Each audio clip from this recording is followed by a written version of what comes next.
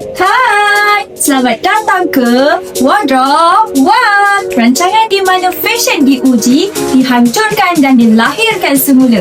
Hari ini, kita akan review satu inovasi gaya hidup, iaitu Wardrobe Rank. Dan kontestan kita hari ini iaitu Cik Bella Bobo, seorang pengguna tegar pakaian sewa atau lebih tepat bakal fashion survivor kita.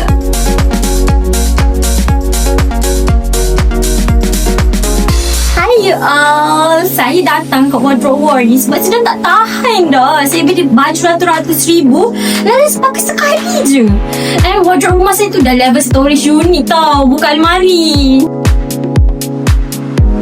Sebelum kita deep dive fashion drama ni, pernah guna tak servis sewa pakaian sebelum ni? No, tak pernah. Tapi Salih lah teringin juga nak pakai kan. Tapi sebab wardrobe saya tu dah macam tongkang pecah tau. So kalau sekali masuk, tak jaminan nak keluar. So, apa yang buatkan Wardrobe Rank ni special di mata seorang superbalik yang bertaubat macam awak? Okay, first, sebab dia jimat kos lah. Yang second, less waste. Dan yang ketiga, pilihannya banyak gila. So, tak payah nak beli baju 300 untuk wedding orang yang macam saya pun tak sure siapa kan.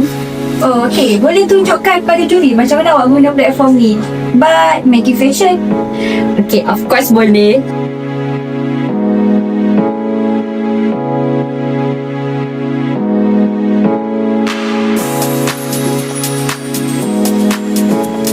Okay, kita nak sikit drama. Apa flow Wardrobe Rank patut improve? Okay, first delivery lah. Boleh tak? Kalau boleh macam lagi cepat lagi bagus. Sebab apa tau, kalau macam benda last minute, saya jadi macam panic tau. So macam kalau boleh delivery lah cepat sikit. Kalau Wardrobe Rank boleh buat satu benda mind-blowing, apa dia? Mungkin boleh improve dekat features mix and match suggestion based on my body type lah. So kalau jadi memang wow, saya memang bagi 100 bintang.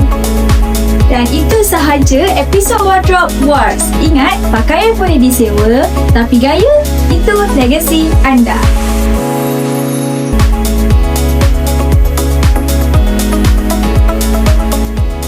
Feedback yang diberikan sangat jelas, jujur dan praktikal. Popular, berjaya, kawal sesi walaupun dramatik. Tahap telenovela. Betul-betul.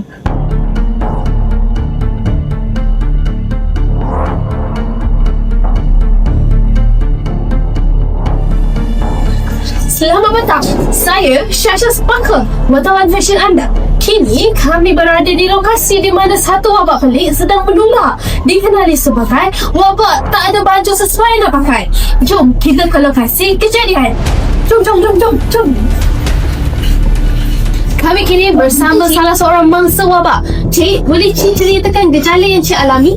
Gejala pertama, saya stres. Gejala kedua, wardrobe penuh tapi saya macam tak rasa tak ada baju. Gejala ketiga, setiap kali buka almari saya tak jerit. Cik, adakah Cik rasa wabak ni boleh disembuhkan? Saya tak tahu. Saya dah cuba beli baju baru tapi makin teruk. Almari saya dah macam zon bencana.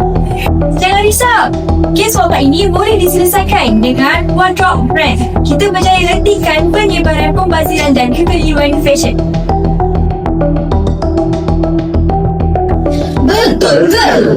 Ya, betul. Pilih baju, sewa, siap. Saya sahkan, selepas guna Wardrobe Rank, kadar panic fashion turun sehingga 99.9%. Baiklah, itu sahaja laporan khas daripada saya, Shasha Sparkle, mengenai wabak fashion yang kini berjaya dikawal dengan Wardrobe Rank. Rakyat Malaysia kembali stylish.